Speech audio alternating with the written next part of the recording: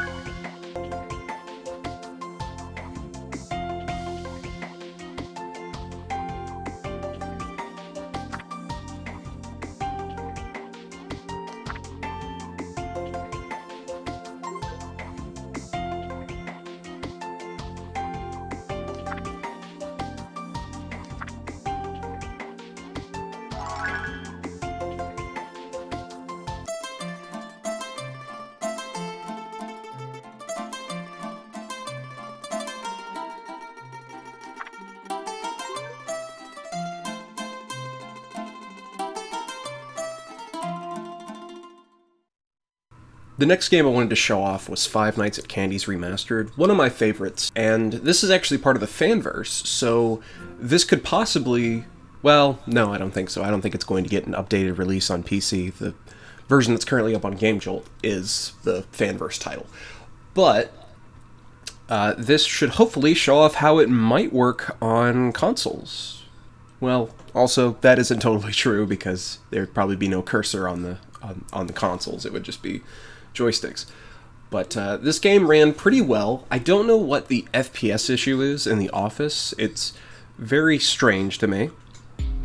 But the game only required, of course, changing the controls to keyboard and mouse. And I'm fairly certain that you can play this game with just a mouse. I don't remember any keyboard controls in it. There's no 8-bit minigames. But yeah, there is one thing I've noticed, though, and I think I've talked about this in a previous video, is that when I'm in handheld mode, because all the footage that you're seeing here is docked on my monitor. When I'm in handheld mode, it seems that the mouse drifts down all the time for some reason.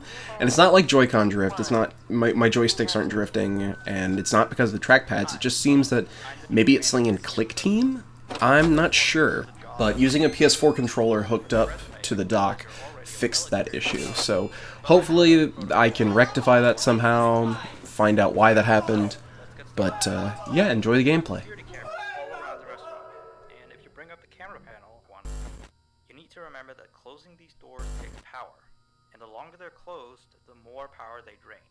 Now, I know that sounds kinda backwards, but you have to trust me on that one.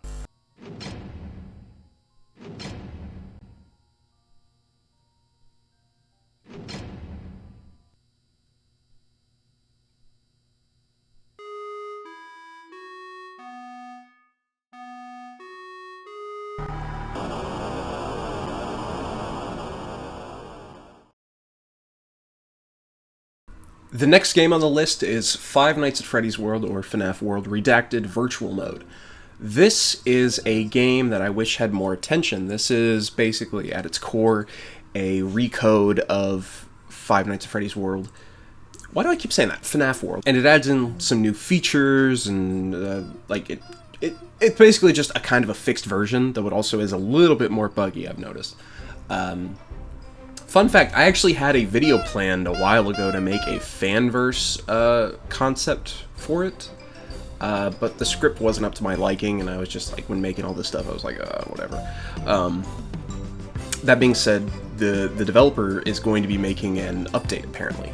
Yeah, there isn't actually that much that you have to set up with this. Keyboard and mouse, and then you'll have to toggle 1 and 2 to something, because those keys will toggle between the 2D and 3D world map.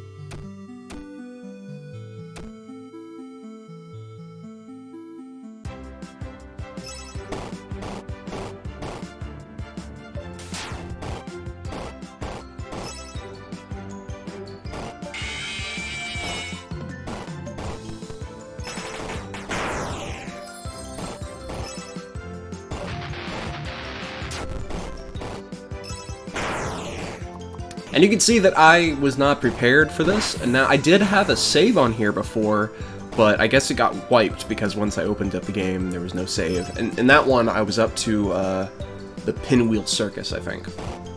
But you can play the entire game like this, and I think that a portable FNAF World is really good. Again, I wish there was a sequel or something. I would really love another RPG.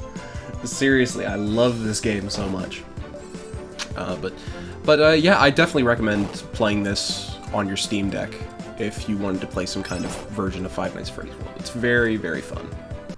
Here's a game that I was really happy to try out because of the massive amount of content in it, but I was kind of not totally bored with, just maybe it's because I've played it so much. Popgoes 2016, the original version that released on Game Jolt back in 2016. By the way, buy Popgoes Arcade on Steam. It's like $5. It's a very good game. Anyway, with Popgoes 2016, it's the same thing as Candies. Just set it up for mouse and keyboard, and it works. It just works. It just works.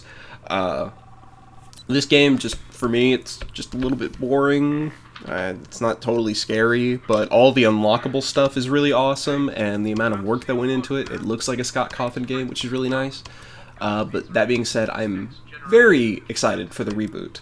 Exceptions. Right. I'll be in for the first night. I'll do the same thing for you tomorrow. See you, kid.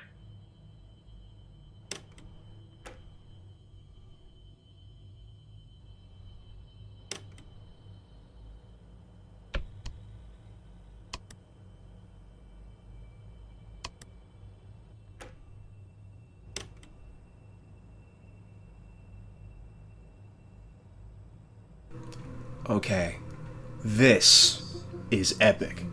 This was perhaps my most anticipated game.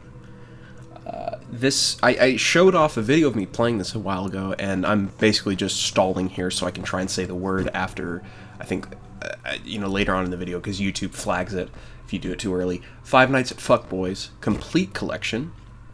This packages all 3 original games, along with their alternate scenarios, into one little package, and it's super duper awesome.